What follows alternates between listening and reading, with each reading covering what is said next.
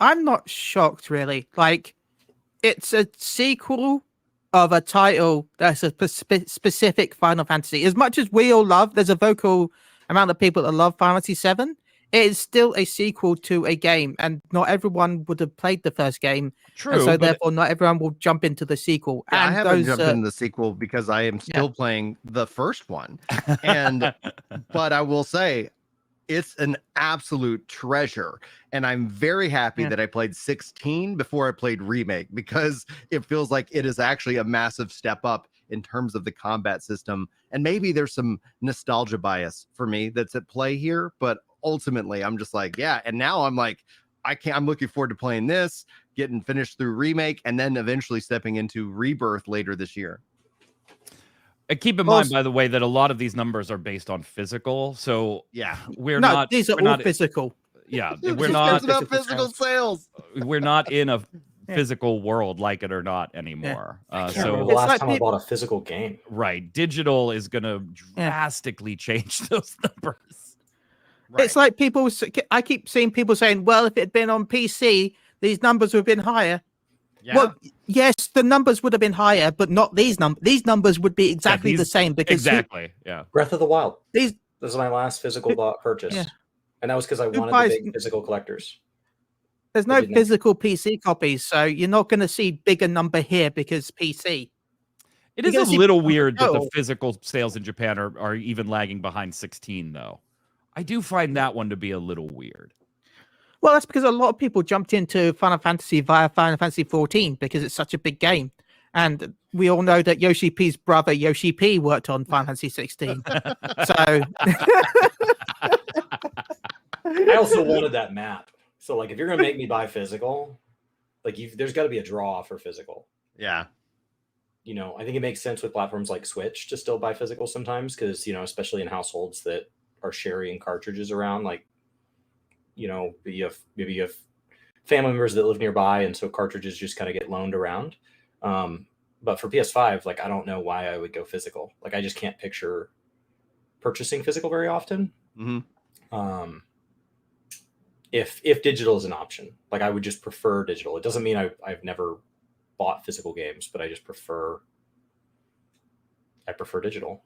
Like, you can't lose it. It never scratches. It never wears out. As somebody with kids, like, it doesn't end up broken in half or down the drain, or, you know, like, there's so many risks to the physical. Like, people are like, oh, you know, yay, physical. I'm like, man, I moved off of that as soon as I could, and I've been all digital since the PS4 and Xbox One era. Like, that's what was like, yeah, I think somebody gave me a game, you know, as a part of some kind of promotion, and it was disc based, and I was like, oh yeah, that's right, these have disk drives. I don't even think about that because most, if not all, my media is all through digital, through streaming, and my music, my movies, my television, like, all of it's just handled. And that's honestly what I prefer. But I'm not advocating for that choice to be taken away from gamers, but I don't see a future in which that it isn't very, very, very niche, where it's like, okay, the consoles no longer have a disk drive, but you can order a disk drive if you really want that, you know, physicality there. And then, well, like, you mean like the PS5 digital edition that they re-released, like not the first one, but the second one, where it had support for a separate disk drive that you can put on if you want to later on. I'm still a bit annoyed that the original digital doesn't support the disk drive. Like, I have a disc edition, so that's fine. I don't really use it, but I have it.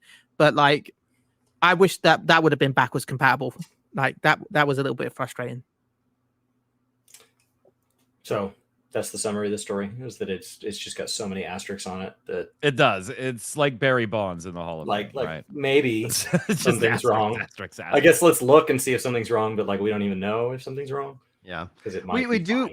We also seemingly, and I don't know if this ended up being proven, you know, false, but along those same announcements is that there was like articles printing out that Xbox will never get the Final Fantasy VII Remake trilogy, and I don't know if that was debunked, but well, you're talking about the Washington Post article, I think.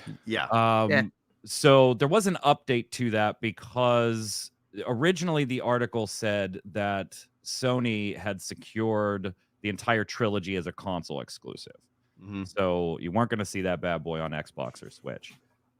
It was later updated and amended to just say that as far as confirmation, they only confirmed Remake and Rebirth as being console exclusive, not the potential third title yet. It wasn't the entire trilogy. So while the initial reporting was somewhat misleading, it wasn't misleading to the point of just totally being false yet. Yeah. Well, it's been 4 years, still not on Xbox. Like, it just feels like it originally seemed like that was going to happen, and it just feels like behind the scenes Sony continues to offer a check to extend that exclusivity deal to keep it off Xbox. What do you guys think? I don't think it's even just a check.